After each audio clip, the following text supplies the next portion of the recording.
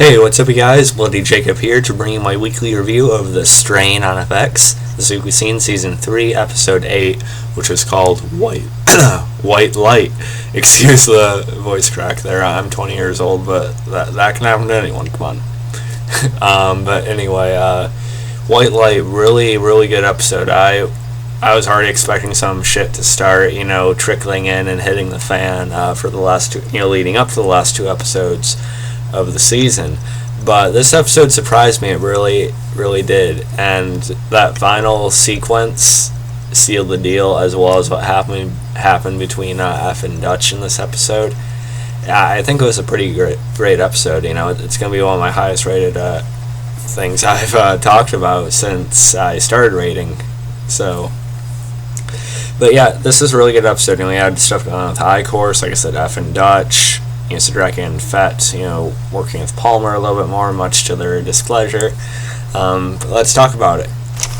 So we had Eichorst. He's getting closer and closer to completing his blood factories, as they're referred to. He's actually inspecting how the machine's working, and how the hooks are actually holding up with a human body. And the guy showing it to him, and he uses his dummy as an example. It's full of sand, but it's weighted to about 175 pounds, or about like the average weight of the average human male. But Eichorst, he wants a more specific, real hands-on example. So he takes that down, then puts one of the other guys up there and stabs and hangs him onto the hook, and then he gets to see how it works. The hook, he sees has to deal with the extra resistance of the human, resistance of resisting of the human, of course, trying to fight and get off of it. And the thing just takes the guy over, and then eventually gets him in this little area, then just thing stab into his neck, and there it goes, and it drains its blood. And I'm not talking very well right now for some reason. But yeah, it's pretty. That's pretty eerie. Just how much detail Eichorst wanted. When it came to any little thing about the human body resisting in this type of situation. It was pretty cool, though, in a bizarre way for sure. And then he had Gus. Gus taking Angel, who was shot in last week's episode. He takes him to one of the Palmer Foundation's wellness clinics, and we get these flashbacks throughout the episode, to Gus's childhood. We don't really see what happened with his father, but obviously there is abuse involved. We see the bruises on his face and such, and this is all to lead up to him eventually confronting his mother as a strigori again. And I thought the flashbacks were pretty good. Gus isn't really the most interesting character to me, and his story hasn't really been the best throughout the series, by comparison to a lot of the other stuff going on, in my opinion. But I think these flashbacks were effective for what they're trying to show. Just how caring and just really how much of a grip his mother had on Gus's life, especially in comparison to the way he was raised and what he had and didn't have, and how much she really just tried to do everything for him. And I thought the actress playing his mother, probably in her 20s or 30s, actually did pretty well too. And we basically see his uncles talking to her. Basically has pretty much organized a hit on, or pretty much just a way to kill his father, because they just can't put up with him anymore. They've given him, I don't know how many chances. But yeah, so those I thought were pretty effective. And then we also had Setrakian, and of course he tells Quinlan, when he's telling Quinlan about what Palmer said about the cargo. Of course he obviously doesn't trust Palmer, but he trusts his self-preservation. So Setrakian knows that this is Palmer's really best chance right now, is to work with Setrakian and keep on trying to get the white and such, try and build up a supposed loyalty and respect or trust and everything.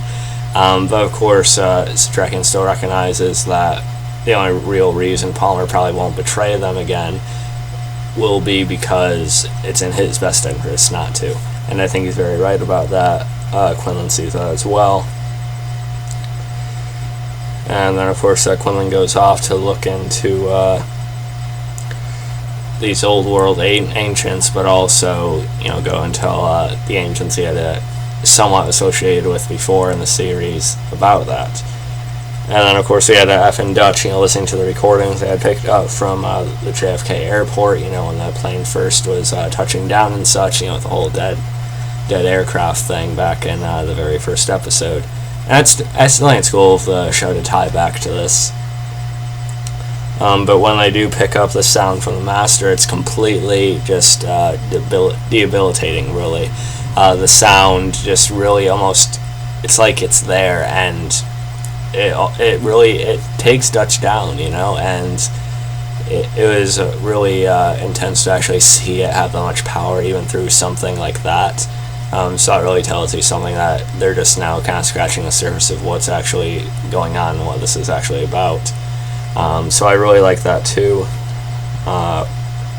Again, for some reason I feel like I'm off in the way I'm talking tonight. I don't know why.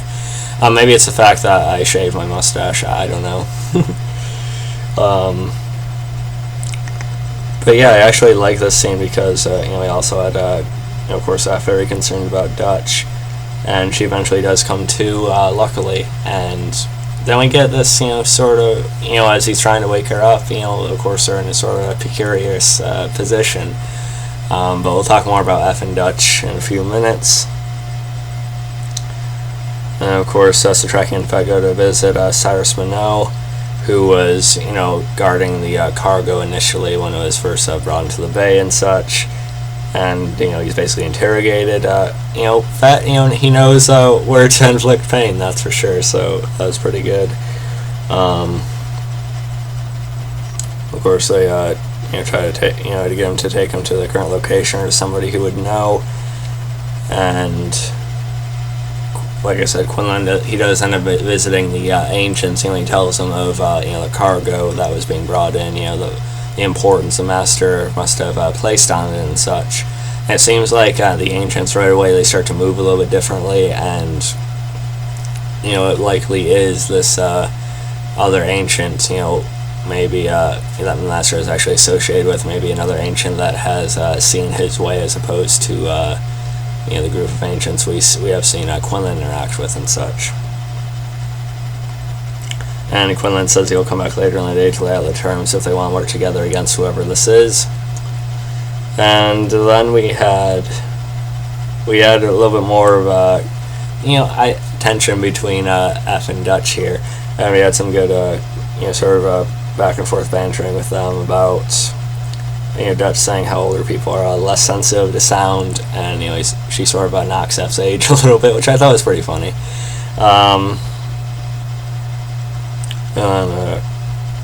If it was actually taken care of, which I actually thought was pretty touching. And he does touch her leg or knee, and for a minute they share a bit of a gaze, so we kind of know it was coming. We'll talk about that specific thing in a couple minutes. And it's kind of obvious when something sexual or romantic is going to happen on the strain, because right when it starts, of course, with the strain has violence, and dark situations or whatever, and then of course you see a sexual situation, so something of that's going to go down in the episode. So I was waiting for it. And Setrakian does find the blood factory though, and he is just completely taken back by this, just almost like a darker form of what he had seen when he was in his 20s and 30s and such. It came to what the Nazis were doing. This is even worse. Of course, Eichorst, having actually been an officer in that time, he sort of takes that, makes it into this new, even more twisted version potentially. He ends up backhanding Minot for his involvement in it, especially when Minot says, it was his job, and this of course reminds Eichorst of how many people said that throughout history when they wanted to just brush off participating in genocide pretty much. So I thought that was very effective as well. When they do end up finding the cargo, Eichorst is with it. We see this box that they have that seems to be the cargo, but it seems a little bit too small to be an ancient, but maybe it was curled up or something, I don't know. So it could still be an ancient in there for sure. But I'm wondering if there's going to be actually more to whatever they brought in from wherever they brought in. I think it's going to be a little bit different than what we're thinking right now, but we'll see. To have another ancient with the master, though, of course, would just be completely awful, and it would, probably send the world into even more disarray than it already is. So it could very well be anything. Let's see. Angel, of course, he eventually does return to the apartment to meet up with Gus.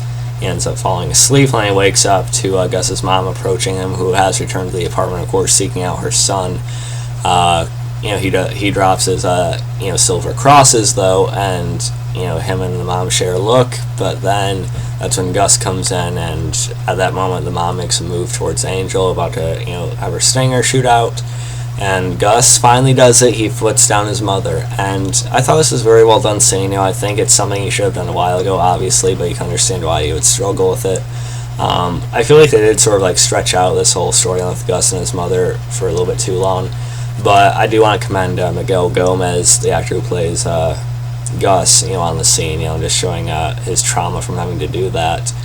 And Angel does try to comfort him to an extent, saying God knows that wasn't his mom he had to put down there. It was essentially an act of mercy, really.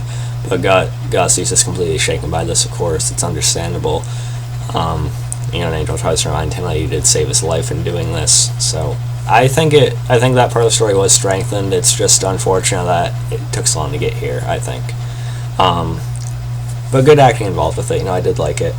Then we also had flashback to go along with that when he first got the business card, when he was trying to get some more money, and he gets a business card from Eichorst, of course, about doing some work around the airport.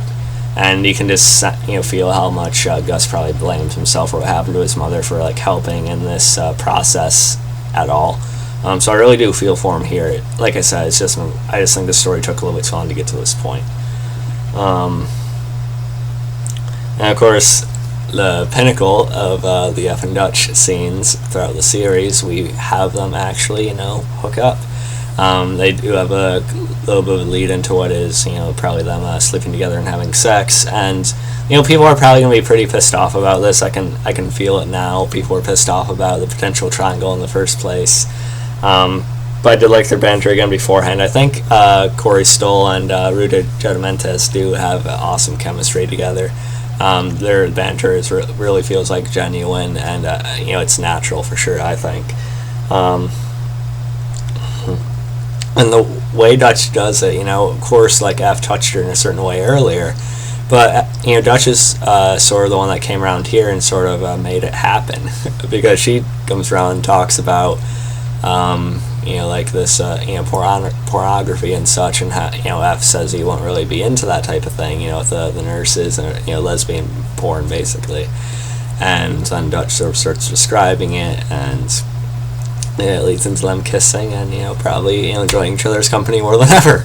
But like I said, people are probably going to be pissed off about this, and I do sort of feel I definitely feel bad for Fet here, but they've been on the outs for quite a while now, since the end of season 2, and the time skip in between season 2 and 3, as well as all throughout season 3.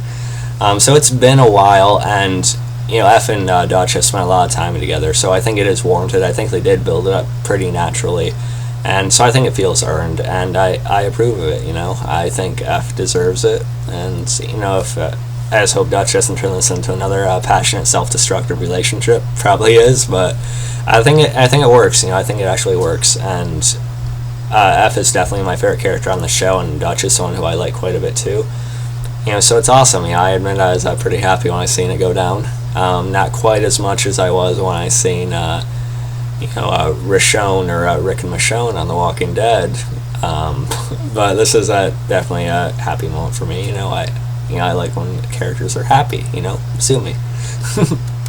It's just something that they're able to have something like this in this time. So why not? Like I said, it makes sense. I think it's been built up well enough. But then what really just put the icing on the cake for the episode to me was one Eichorst, he ends up, tracking along with that Kelly and some of the Children of the Night. They talk about how they've been watching basically Lar and the others for weeks, when they have to go out for food to get for the ancients. They figured out how they always disappear around a certain point, and then they track them from there, which I thought was really smart. And I didn't really see it coming either. So when Quinlan returns to discuss more of what they're going to do, just this huge horde of strigori show up and surround the whole inside area of where they're being kept, and it's done here, and the Master Sword temporarily starts speaking through Eichorst, saying how pathetic these ancients are and how it's really like an act of mercy that he's killing them in this way. And then we have, of course, the strigori all attack them at once. We see Quinlan pretty easily fending them off. We get really cool angles and choreography with Quinlan just, slicing through them, decapitations, ducks, and then taking off legs and such. It was really, really cool scene to watch. And we also had, Lar and the others did fight, valiantly for a few minutes. They're able to pick a few of the strigori off, but they are overwhelmed, and they're basically just surrounded and just piled upon and likely killed. And we had Eichorst there. He also planted this explosive, and he's seeing that dialing down as it was going. And finally, the ancients decide to do something, and they start just pulling off strigori heads left and right, and just 1/1 kill. Which is pretty cool to see how powerful they are in a fight. And I like the sound effects for when they actually hit one of the strigori. I felt you could really sense how much strength was behind that, and just the ferocity of it. I think it was really, really awesome. And as the explosive is about to go off, we have Quinlan. He said it wasn't his fight. He sort of fights his way through, like I said, and he does seemingly escape it just in the nick of time, as he zooms off just as it explodes. And of course, he seems pretty happy with himself as he emerges on the other side. But yeah, I think Quinlan definitely survived. But this is definitely it for this group of ancients, and that's it for Lar and the others. So Lar never really lived up to Vaughn. We can all agree on that. And we knew if he was going to die at some point, either Quinlan was just going to end up killing him or something like this. But still, I didn't really expect it to happen now. And, again, I thought the whole sequence was just a really cool visual. And it's honestly making one of the best episodes of the season to me. From the Eph and Dutch scene to that final, sort of fight and escape sequence, one of the best episodes of the season. I really enjoyed it. I'm going to give it either like an 8.9 or a 9 out of 10. I just loved it that much. The strain, it's going to be awesome in the final 2 episodes, and I can't wait to see how they set up the 4th and final season next year. Alright guys, let me know what you thought about the episode. I really enjoyed it. Like I said, I'm giving it an 8.9 or 9 out of 10 or so. You can follow me on Facebook, Twitter, subscribe, and I'll catch you guys next time. Peace.